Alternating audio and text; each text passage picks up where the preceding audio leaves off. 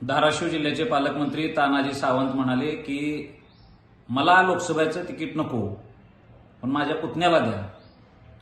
या गोष्टीचा आम्ही धाराशिवमधले शिवसेना असेल, मी शिवसेनेचा प्रवक्ता म्हणून तानाजीराव सावंतांच्या ह्या विधानाचा आम्ही तीव्र निषेध करतो.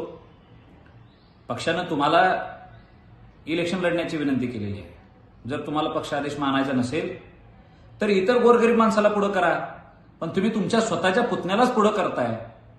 हे अत्यंत चुकीचं आहे. यातून कॅडरमध्ये मेसेज चुकीचा जाईल आणि तुम्हाला आता महाराष्ट्रामध्ये मुख्यमंत्री बनण्याचे स्वप्न पडायला लागले. तुम्ही तर पुण्यामध्ये वाढदिवसाला भावी मुख्यमंत्री म्हणून पोस्टर लावून घेताय आणि मंत्री महोदयांना जर खरंच भावी मुख्यमंत्री व्हायचं असेल तर त्यांनी पक्ष वाढवावा, इतर समाजातल्या लोकांना आमदार खासदार करावं, समाजातल्या इतर पोरांना घेऊन.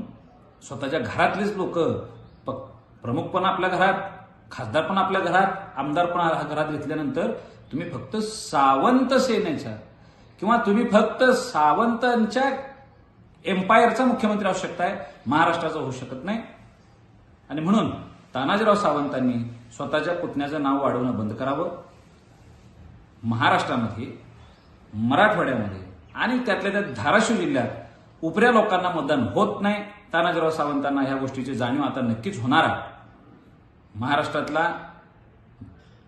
आमचा एक सगळ्यांचा असा एक पायंडा किंवा आमची अशी एक समज आहे आता की तानाजीराव सावंत दुसऱ्या जिल्ह्यातनं आमच्या इथं व्यापारी म्हणून आले आणि इंग्रज नीती वापरून आता राज्यकर्ते बनायचं त्यांचं धोरण, हे आम्ही जिल्हावासीय मान्य करणार नाही.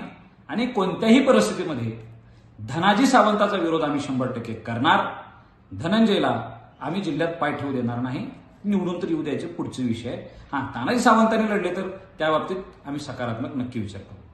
आणि पक्षाचा आदेश हा मानणारी माणसं आहे आणि ह्या गोष्टीसाठी जर वाटेल ती किंमत मोजायची वेळ आली तरी मोजू, पण आम्ही हा विरोध 100% करणार.